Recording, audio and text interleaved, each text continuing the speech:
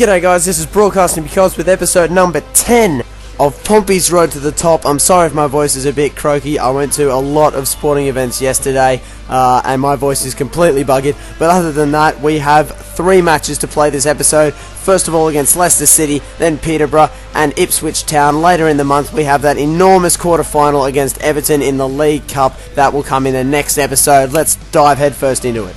So our first match is against Leicester City in a rematch of our second round League Cup game in which we were victorious, our very first win of the campaign as a matter of fact. We won that in penalties after the end of extra time, finished at 1 goal apiece. Hopefully we'll be able to recreate that winning style fashion thing today.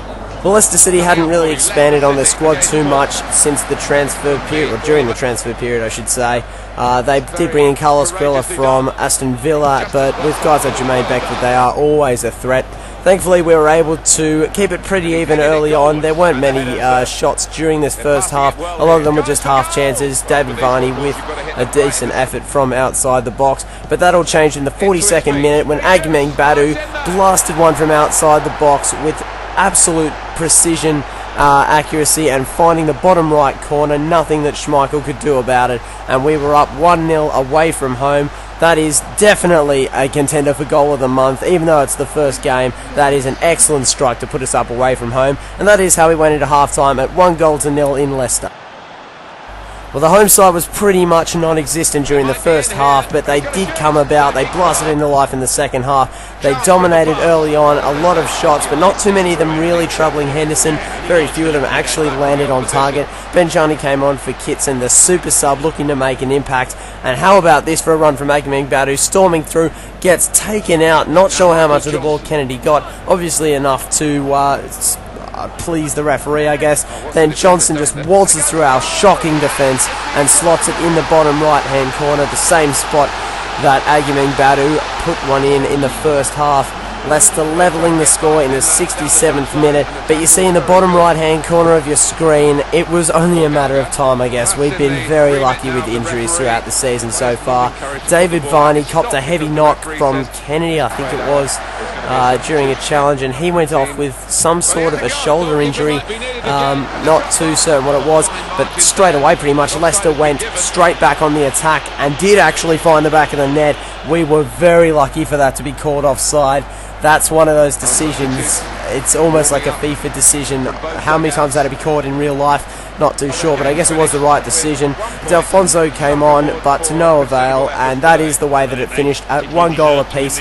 We did get the 1 point despite being up, but I think the injury is probably our biggest concern, and that is the news coming out of that game. Luke Viney has suffered a dislocated shoulder and will be out for 2 months of action. That is a big loss. He had a good couple of games, was in a good run of form, and now some of the other guys like Benjani and Jamie Mackie are really going to have to step up to fill his place. Second match now, and we head back to Fratton Park while we host struggling Peterborough. They're sitting at 19th position on the ladder, and they are really desperate for a win. And to their credit, they defended pretty well early on. Lucky to get a bit of the ball there, I think, and they didn't attack too badly either.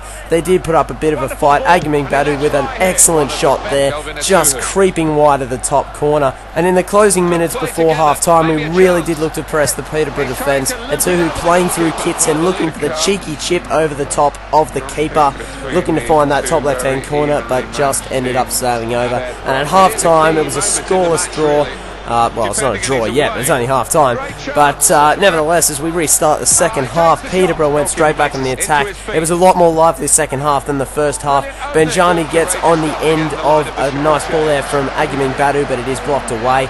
We just couldn't get too many decent chances. There are a lot of deflections, a lot of good tackles. Gentilletti's been playing really well. He made a lot of crucial saves. And Mangaer, what a great start to the month he's had. Does so well to keep the ball in and gets the cross to find who else but Eric Husserklap. I decided to give him a go, and he's finally starting to pay me off. You never know, this could be start of something really good for Portsmouth.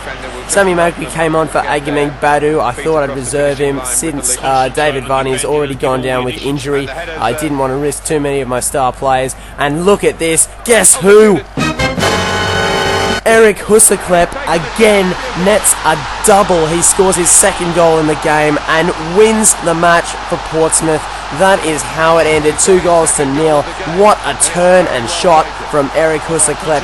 He scored 2 goals and single-handedly, with a bit of help from Mangaer Badu and the others as well, of course. But 2 goals in the score sheet, he won us the game. That is just superb.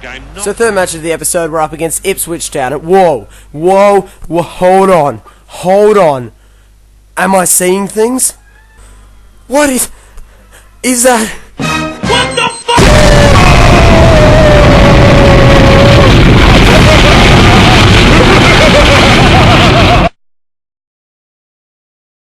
Okay, that's enough of that. But seriously, how could Aston Villa give up Heskey? It's Heskey. Aston Villa without Heskey is like chess without the pieces. A sack without the balls. It's like Roberto Mancini without the troll face. That's what it's like. But what's worse for us is we have to face Ipswich Town with Heskey in the side. How on earth are we supposed to win? I knew that if we were going to win this game, we had to neutralise the power of Heskey. Halford sitting him on his face. Get down, Heskey, and stay down. Another match away from home, and we did threaten early. We threatened right throughout the first half, but the combination of Chopra, Bullard and Heskey was very, very difficult to handle up forward. Jamie Mackie making a return to the starting lineup, plays through Dave Kitson, and he gets the first goal of the game to put Portsmouth up in the 23rd minute. Boom! Take that one, Heskey.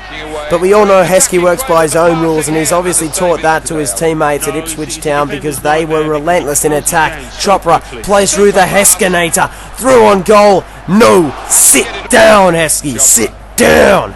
Heskey's through on goal. No, that's way too easy for one of the greatest players of all time. Tries to do some skills, hands it off to Chopra. Back through to the Heskinator. Blocked by Henderson. It's a good save. Win. Now just needs to get... Oh, rack off. Seriously? Okay, so that was a bit of a setback. 1-1, they scored the equaliser just about to go into half-time, and then something happens which changes things a little bit. Michael Chopper, the star man who'd been pretty much instrumental in every forward movement that Ipswich Town have made throughout the game, he goes down for some unknown reason. It was just behind play, nowhere near the ball. He just fell to the ground and did some sort of knee injury, I believe, or it might have been a pulled hamstring or something. I really don't know, but he went down just on the stroke of half-time. A huge opening which we really needed to capitalise. Henderson and our defensive four were called into action once again early in the second half as we got underway, but he proved up to the task, and Dave Kitson, muscling his way through to defence, decided to take the shot first time after making the tackle. Had actually a lot more time than he thought he did. Bullard had a good chance there from a free kick from a dangerous position, but nothing came of it, and we just continued to press. We probably owned the last 15 minutes of this game. We continually pressed forward. We had a couple of chances. Win here, the right back, deciding to get involved in the attacking movements, but finding the keeper once again. But he hasn't gone away. Heskey, the man, he's looking for a cross. You sad, Heskey? Aww. Unfortunately, that is the way that it ended, with 1 goal apiece at Ipswich Town come the full-time whistle. Heskey unable to unleash his full power on us, and we escaped with just the point. Well, that brings another episode of Pompey's Road to the Top to a close, but that is by no means the end of the month, guys. Be sure to watch out for the next episode, which will include 2 very, very big matches. First of all, in the league, in the N-Power Championship, against Reading at home at Fratton Park, and also that enormous quarter-final match of the League Cup against Everton. That will be huge. Be sure to watch out for when that episode lands. Thank you very much for watching, guys. I hope you enjoyed this episode. I hope you're enjoying the series as well. I tried to be a bit funny in this episode. I can imagine you didn't laugh at all. But nevertheless, please do leave a like if you enjoyed the video. It helps out so much. Be sure to check out the other episodes if you haven't seen them, particularly if you like the series. Cheers, guys, and stay tuned.